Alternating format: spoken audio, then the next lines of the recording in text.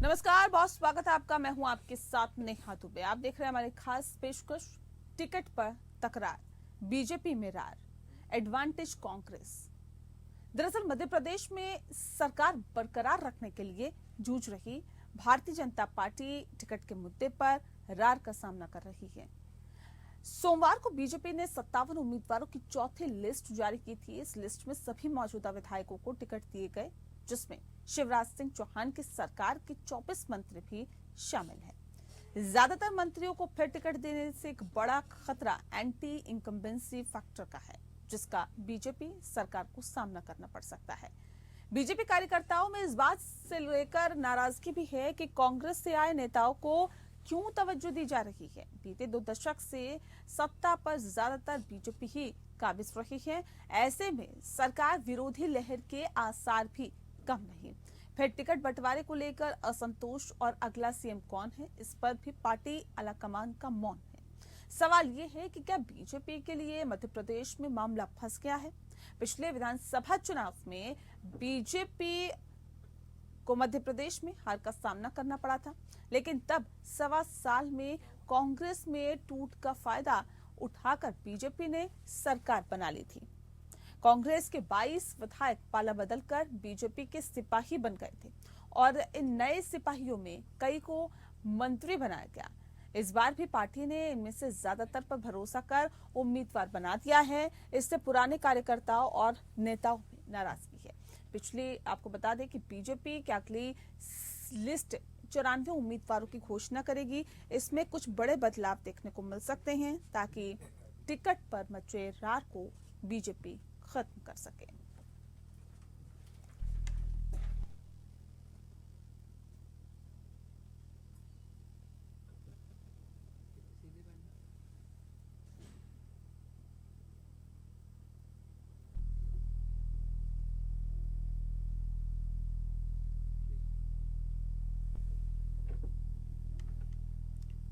तो बता दें आपको कि भारतीय जनता पार्टी अब भी नाराजगी नेताओं को देखने के लिए मिल रही है, ऐसे खबरें हैं। और सवाल इस बात को लेकर कि आखिर ये टूट कहां तक जाएगी।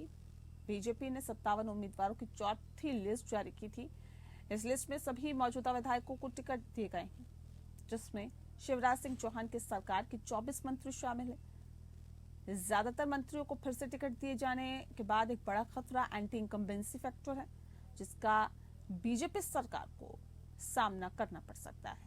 बीजेपी कार्यकर्ताओं में इस बात को लेकर नाराजगी है कि कांग्रेस से आए नेताओं को आखिर इतनी तवज्जो क्यों दी जा रही है। ऐसे में सरकार विरोधी लहर के आसार भी कम नहीं है। फिर टिकट बंटवारे को लेकर असंतोष और अगला सीएम कौन होगा, पार्टी आलाकमान ने इस पर भी मौन साधे रखा। सवाल ये कि क्या बीजेपी के लिए मध्य प्रदेश मामला फंस गया है।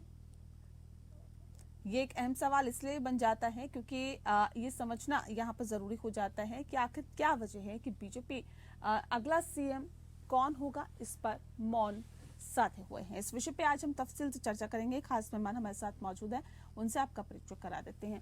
इस वक्त हमारे साथ मनोज पंडित जी हैं, जो कि भारतीय जनता पार्टी से हमारे साथ जुड़ गए नेता हैं बीजेपी के। बहुत स्वागत है आपका।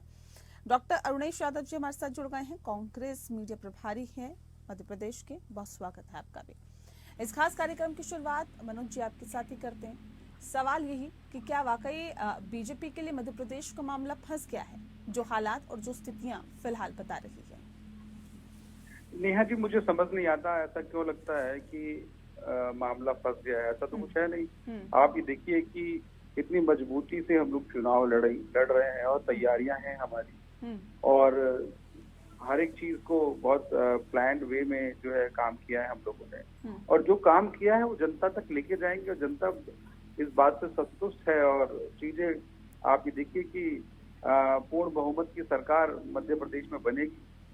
और मेरा मानना यह है कि रही मुख्यमंत्री की बात की, कहते हैं कि मुख्यमंत्री का नाम अभी घोषित नहीं किया, तो हमारे पास इतने सारे चेहरे हैं कि किसी भी व्यक्ति को मुख्यमंत्री बनाया जा सकता है। मतलब जो शिवराज सिंह चौहान दोबारा नहीं आएंगे, ये कह रहे हैं? नहीं, मैं ये नहीं कह रहा। आप पर ये है कि इतने सारे चेहरे हैं कि किसी को मुख्यमंत्री बनाया जा सकता है। शिवराज सिंह चौहान मुख्यमंत्री रहेंगे, मतलब मुख्यमंत्री पद पर भी फेरबदल हो सकता है।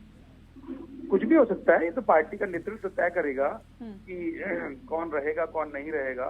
तो ये तो वहां पर है। पर देखिए कांग्रेस नहीं, की ये भी बात कहा है कि जा रहा है कि कांग्रेस ज्योतिरादित्य सिंधिया के साथ जो नेता आए थे उनको ज्यादा तरजीह दी जा रही है, यानी कि कांग्रेसी जो थे पुराने उनको ज्यादा तरजीह दी जा रही है बीजेपी में।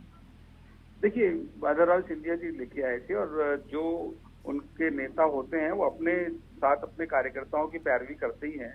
अब किसको, उनमें कितने लोगों को टिकट मिला कितने को नहीं मिला ये तो सिंधिया जी देखें, पर लेकिन जो पुराने कार्यकर्ता हैं जो पार्टी के लिए समर्पित हैं, पार्टी उनको भी जो है इग्नोर नहीं करती, उनको भी कोई ना कोई दायित्व नहीं, जरूर कहा देती। जा रहा ना कि इग्नोर किया जा रहा है, यही तो असंतोष की भावना पैदा कर रहा है।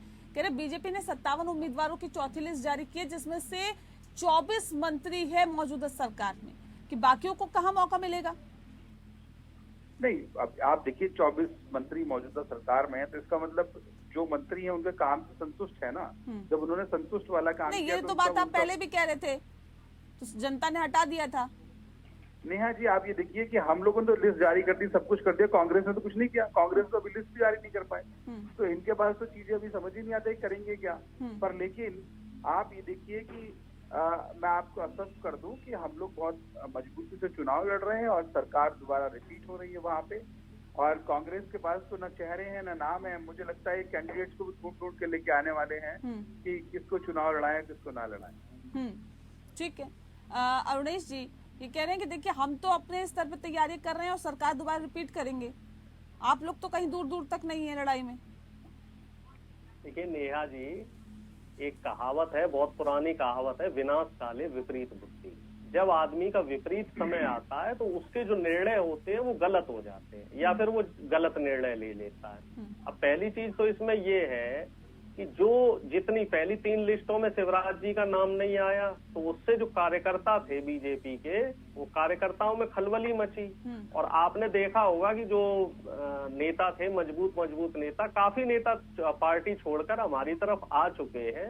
और दूसरी बात जो इसमें है सबसे महत्वपूर्ण, भरपूर कि इस समय जो बीजेपी का जो नाराज भाजपा वाला खेमा है, उसकी नाराजगी दिन पे दिन बढ़ती जा रही, क्योंकि 18 से 20 साल हो गए। जब कार्यकर्ता को आप टिकट नहीं देंगे, वो चुनाव नहीं लड़ेगा, तो जाहिर सी बात है उसमें असंतोष आएगा। और तीसरी बात जो मनोज जी हमारे बड़े भाई कह रहे हैं कि कांग्रेस में कोई चेहरा नहीं है, तो पहले ही स्पष्ट कर दिया है आला कमान ने, खड़गे साहब ने बोल दिया, और मध्य प्रदेश के जितने भी नेता हैं सब पहले ही बोल चुके हैं कि कमलनाथ जी के नेतृत्व में ही चुनाव लड़ा जा रहा है। और इसमें कोई संशय नहीं है, क्योंकि मैं वहां पे, मुझे भी जिम्मेदारी दी गई है, तो कमलनाथ जी ही मुख्यमंत्री के चेहरा है। और जो आप कह रहे हैं कि हमारा अभी कैंडिडेट अभी कोई नहीं निकाला है, तो हमारी जो लिस्ट है 130 कैंडिडेट की तैयार है। उस पे हमारी वर्किंग कमेटी की बैठक हो चुकी है, खड़गे साहब की उसमें मंजूरी मिल चुकी है। बच्चों की अभी पितृपक्ष चल रहे हैं, तो पितृपक्ष की वजह से अभी हमने वो लिस्ट जो है वो सार्वजनिक नहीं करी है। लेकिन 15 तारीख को हमारी वो पहली लिस्ट आ जाएगी और 2-3 दिन बाद हमारी दूसरी लिस्ट आ जाएगी। सरकार तो हमारी बनने वाली है, कह रहे काम ही हमने ऐसे किए हैं कि सरकार हमारी बनेगी। अब ये बात तो देखो जी, ये ज्यादा बेहतर बता सकते हैं, क्योंकि इनका अंदरूनी मामला है, इन्होंने क्या काम बेहतर किया है क्या नहीं किया है। लेकिन हम तो साहब सिर्फ खामियां बता सकते हैं, इनके कामों में कहाँ कहाँ खामी है। पहली बात तो ये है कि रोजगार देने के नाम पे इनका रिपोर्ट कार्ड 0 है। दूसरा, सड़कों के नाम पे जो राज्य पीडब्ल्यूडी विभाग की जो सड़कें हैं उसमें इनका रिपोर्ट कार्ड 0 है। और तीसरा जो सबसे महत्वपूर्ण है, किसानों की समस्या, जिसको लेके अभी पूरे प्रदेश में जन आक्रोश रैली चल रही है, उसमें किसानों को के साथ जो इनकी दरकिनार किया गया, तमाम जो फसलों के नुकसान हुए उसमें इन्होंने जो मुआवजा किसानों को मिलना चाहिए था वो नहीं मिला। किसानों को कई जो मुख्य फसलें होती हैं मध्य प्रदेश की, उसकी एमएसपी पे भी उनकी खरीद नहीं हुई, क्योंकि मध्य प्रदेश जो है वो देश का बहुत बड़ा राज्य है और यहाँ पे जो किसानी है उस पे लगभग 60 से 65% जो प्रदेश की जनता है वो किसानी पे निर्भर करती है। तो ये जो 3 प्रमुख समस्याएं हैं, इसमें मामा शिवराज जी का जो रिपोर्ट कार्ड है वो 0 है। और कहीं ना कहीं ये तमाम जो वजह है 0 है। और अब जो कार्यकर्ता है उनमें भी नाराजगी है, एंटी इनकम्बेंसी फैक्टर भी है जो कि काफी ज्यादा दिक्कतें दे सकता है आपको। तौर पे 18 साल से ऊपर का मनोज जी मैं आ रही हूँ। नेहा जी, मेरे मित्र जो है अभी लंबी यात्रा से आए हैं क्योंकि बाहर से थे नहीं यहाँ पे, बड़ी लंबी यात्रा करके आए हैं तो थोड़ा सा समझ नहीं आ रहा है इनको। आप ये बताइए कि मामा का तो डंका बज रहा है एमपी में।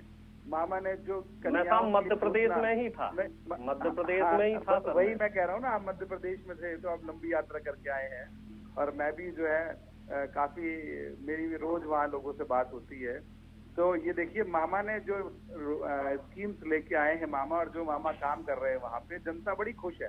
आप लाडली योजना, पेंशन, जनता अगर पहले भी खुश थी तो क्यों हटाया था? हटाया किसको था बताइए आप मुझे। सरकार आपकी बन गई थी क्या? नहीं, सरकार 1.5 साल बाद तो हम सरकार में थे ही ना। नहीं, वो तो आप आ गए ना। हाँ, वो तो आप आए, जनता ने नहीं बनाया। नेहा जी, राजनीति देखिए, राजनीति का ये भी एक दूसरा चेहरा है कि कैसे हम लोग को, हमने जनता का भला करना है या कैसे हमें चीजें चलानी है, कैसे जनता तो सत्ता परिवर्तन चाहती थी। चलाने का काम मामा जी को बहुत अच्छे से आता है, और पूरे देश में मामा का डंका बज रहा है। प्रदेश में तो हालत आप देखिए, जहाँ एमपी जब 1951 में पहली बार जब चुनाव हुआ तो कांग्रेस ने कोई क्लीन स्वीप किया वहाँ पे, और कांग्रेस का राज था, चीजें थी। आज भी हालत देखिए क्या रही वहाँ पे। 15 साल से तो हम लोग देख रहे, उससे पहले तो हालत आप देखिए क्या, कांग्रेस ने क्या किया, कोई विकास किया? उन्होंने नहीं किया। 15 साल बाद क्या विकास है वो उस पर बात करिए ना। आज की विकास की बात मैं कर रहा हूँ। अभी देखिए, कांग्रेस एक नया मुद्दा लेके आई है कि जातिगत जनगणना। आप और हम जब शायद नहीं, ये बताइए, जातिगत जनगणना को छोड़िए, ये बताइए जो भारतीय जनता पार्टी में जो नेताओं में असंतोष है, वो असंतोष कैसे शांत किया जाएगा?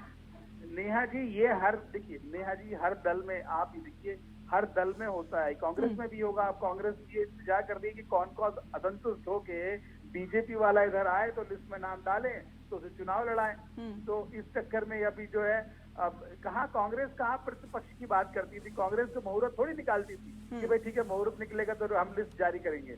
पर ये इस बात पे इंतजार कर रहे हैं कि जो असंतुष्ट लोग हैं भारतीय जनता पार्टी के, वो हमारी तरफ आए तो हम उनका नाम डालें। मतलब इनके पास नेताओं की टोटा है क्या अरुणेश जी? बिल्कुल टोटा है आपके पास नेताओं का। ये बात किसी से छुपी नहीं है। हमारे जितने अभी मौजूदा विधायक हैं, 103 के आसपास है अभी मौजूदा विधायक, उन सबको हम टिकट दे रहे हैं। इसके अलावा जो भी विधायक हमारे, जो विधायक प्रत्याशी थे जो क्लोज मार्जिन से चुनाव हारे हैं, तो लगभग उन सब का भी टिकट पूरा जो है कंप्लीट हो चुका है, उसकी प्रक्रिया। और तीसरी जो महत्वपूर्ण बात है वो मैं आपको बता दूं, बीजेपी से कोई भी नेता जो अभी पिछले 2-3 महीने में आया है, उसमें से किसी को भी टिकट नहीं दिया जा रहा है। इस बात को की मैं गारंटी दे सकता हूं, क्योंकि मुझे बेहतरी से मालूम है, मैं वहां हूं और बराबर मेरी नजर है वहां पे। हम सिर्फ और सिर्फ पार्टी के जो कैडर के लोग हैं, सर्वे हमारे हुए हैं और सर्वे में जिसका प्रदर्शन अच्छा रहा है, हमने उसको टिकट दिलवाया है, और उसी की जो लिस्ट है वो 15 तारीख को आ जाएगी। 15 तारीख को, भाई कहते हैं ना, हाथ कंगन को आरती क्या और पढ़े लिखे को फारसी क्या। लेकिन मनोज जी, इसमें तो एक चीज और निकल के सामने आ रही है। आप कह रहे थे कि कांग्रेस के पास नेताओं का टोटा है, हालात तो कुछ आपके भी ऐसे दिखाई दे रहे हैं। सांसदों को विधायकी का चुनाव लड़वाया जा रहा है। अब कैलाश विजयवर्गीय ये कहते हैं कि देखिए, हम कहाँ जनता के बीच जाके वोट मांगते रहे, बेकार हमें टिकट दे दिया। अब बताइए, अगर कैलाश विजयवर्गीय को विधायकी का चुनाव लड़वाया जा रहा है, वो भी ये कह रहे हैं कि कहाँ जनता के सामने हाथ जोड़ते रहे। नेहा जी, आप बताइए कि ये भारतीय जनता पार्टी है, यहाँ पर कोई नेता कोई कार्यकर्ता नहीं, यहाँ पर कोई नेता नहीं है, सब कार्यकर्ता है। आप देख लीजिए इतने चुनाव तो आप भी देख रही हैं कि जहाँ पर नहीं, आपको लगता है कि इतनी लहर है, इतना बेहतर काम किया है, तो फिर सांसदों को चुनाव क्यों लड़वा रहे हैं? दीजिए ना नए चेहरों को मौका। नहीं, आप ये देखिए कि यहाँ पर होम मिनिस्टर भी पर्चे बांटते हैं ना, आप किसी गली मोहल्ले में, ये किसी को संकोच नहीं होता, कोई काम करने में दुरेज नहीं होता कि हमें क्या काम का पार्टी ने सौंपा और हमें क्या काम करना है। पार्टी जो भी काम सौंपती है, जो आदेश होता है, वो हर व्यक्ति, चाहे वो मंत्री हो, चाहे विधायक हो, चाहे सांसद हो, वो व्यक्ति उस काम को करता है। और रही बात ये कि कांग्रेस के पास क्या मुद्दे हैं, क्या मुद्दे लेके कांग्रेस जनता के बीच जाएगी? आप मुझे बताइए, कोई मुद्दे इनके पास नहीं है, कोई रोड मैप इनके पास नहीं है, किसमें काम करेंगे ये लोग? तो पहले क्या मुद्दे लेके गई थी? नेहा जी, आप मुझे बताइए, क्या ये जातिवाद के मुद्दे पे राजनीति करेंगे? क्या ये अभी जो काउंटिंग की बात कर रहे हैं, या जो कह रहे हैं कि भी जो बिहार में आया उसके बाद हम लोग वहां भी करेंगे?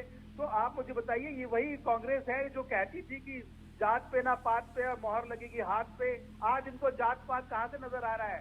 आज ये जात पात की बात कैसे कर रहे हैं जब इनको जात पात नजर नहीं आता था, जब मोहर लगेगी हाथ पे? तो ये नारे किसने दिए? ये नारे कांग्रेस ने दिए ना, ये भारतीय जनता पार्टी का नारा नहीं है। पर क्योंकि अब सत्ता से बाहर है तो अब इनको जात पात सब चीज नजर आने लगी है। ठीक है अरुणेश जी, जी क्यों जातिगत जनगणना की याद आप लोगों को आने लगी? मनोज जी को एक चीज समझनी पड़ेगी, ये मेरे से उम्र में बड़े हैं लेकिन थोड़ा सा सामाजिक न्याय के मामले में कच्चे हैं। जात पात और जातिगत जनगणना दोनों अलग अलग चीजें हैं, ठीक है। जात पात की हम बात नहीं कर रहे, हम बात ये कर रहे हैं कि कास्ट सेंसस होना चाहिए। 2021 में आपको सेंसस कराने थे, आपने नहीं कराए।